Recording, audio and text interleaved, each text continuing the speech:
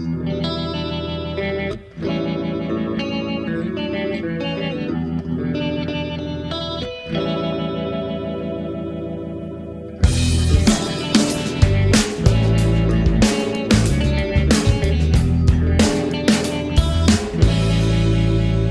was dark this morning. Hey guys, Rob from Georgia here with an impromptu number 9 episode for the 22 Shots of Appreciation. After what I just read a few minutes ago, this wasn't planned, or I wasn't going to get to this till later on in this episode. I want to do a top 5 black and white, and I want to do films of all time, and I want to do a top 30 horror films. But after seeing what I read tonight on the Facebook group, being that this was what I was going to do next anyways, I thought I would just go ahead and do a quick impromptu video for episode number 9. Promise not to be long. It is Mimic. And I do have a very, very, very important reason why I wanted to do Mimic next. My 22 shots of appreciation really go out to the guys. Be it JP, Moods, of course Jeremy for the longest time, and you know, for all sorts of reasons. Directly or indirectly, I got a lot of stuff in my collection now as a result of those guys. And tonight, I just thought I would do a quick impromptu for JP. Man, I hope this cheers you up, man. I got a little story here that I wanted to share real quick. The film, of course, is Mimic. I hope you can see this. I know the lighting sucks right now. But this is the trilogy set on Blu-ray.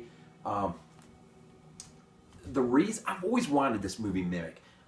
Del Toro, I love Del Toro's work, and but you know what? I can't remember what podcast it was. And JP, maybe you remember, maybe you don't. I'm not, you know. But sometime back, you mentioned that you had you were scrounging in that 788 bin, I think, at Walmart, and you happen to mention that you found this edition of the trilogy, the Mimic trilogy, and I did not forget that. And almost immediately, the next time I was at Walmart, I thought, you know what? You know, Walmart is basically the same across the country, for good or bad. And I thought, I wonder what the chances are. So I went digging, and I went digging, and I went digging. And it took a while, but I could not believe that down there somewhere, I found a copy of the same release, the trilogy of Mimic, and grabbed it, immediately grabbed it. And so it's been up on my shelf. I've only actually seen the first film, have not actually watched part 2 or part 3 yet. But again, the reason I have this film is JP.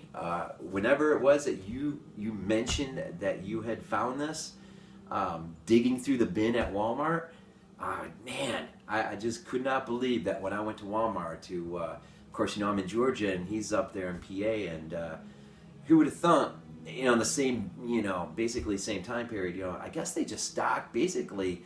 Their movies must be basically the same in terms of you know, the volume of what comes in. So I am so appreciative, JP, that you mentioned that in that one episode. Might have been, you know, the news segment, or not news, but pickups, or you might have just chimed, you know, threw it in there at some point. But I heard it, and so I've always been a fan of the first one. I really do like the first one. I'm a big fan of Del Toro and his work, and I'm just throw this out here real quick. I don't know why, for the life of me, a studio will not get behind this guy and do H.P. Lovecraft's an adaptation of his work at the Mountains of Madness. We have come so close a few times to actually seeing this realized. And I so bad want to see Del Toro get a chance to do this. This is one of his dreams that he could do. And I think at one point they had Tom Cruise lined up. They had James Cameron was going to produce. And God, it just seemed like all the green lights that you could ask for were you know, in line. And then bam, at the last second, the rug got pulled out from under for whatever reason. and hated that news. But anyways, episode 9, Mimic. If it wasn't for JP mentioning on the podcast that he found this in the bin, in the Blu-ray bin, I would have not gone looking in the Blu-ray bin for this, and I did, and I found it, and with much digging, and thankfully, to my surprise, you know, I always, when I pull something out of the bin, I don't buy out of the bin very often, because usually when you take it out, you can kind of like, you can tell if the disc is already out, and usually if it is, it's probably scratched up. So I always, you know, check it out, and this one was good. It seemed good, so I went and grabbed it, and got home, opened it up, and it was fine. And so the 3-film set of Mimic, thanks to JP. And so I just wanted to throw that shout out, that little bit of appreciation, and thank you personally, JP, for letting me use the 22 Shots of Appreciation, just that name. Every show I do is for something either you said directly, or Mood said directly, or indirectly. Somehow someone said something, and that led to me going after something, whether through a distribution company I was unaware of, or just running out to Walmart and digging in a bin.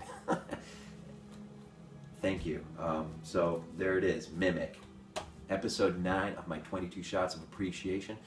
VHS 82 apostrophe is the YouTube channel. Hit the like if you like it. Drop a comment, and I do sincerely wish you, JP, all the best, and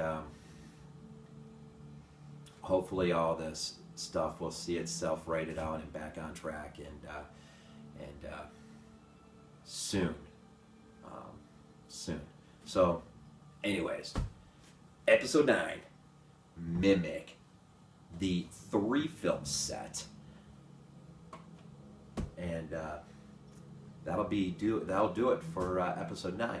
Look for my top 5 black and white films of all time. That will be coming, I'm hoping, this weekend, and as well, I've been hammering out a top 30 of my personal picks of the top 30 horror films of all time, and I think I've pretty much got it nailed out. I just got to go ahead and just get the time and sit down and do it.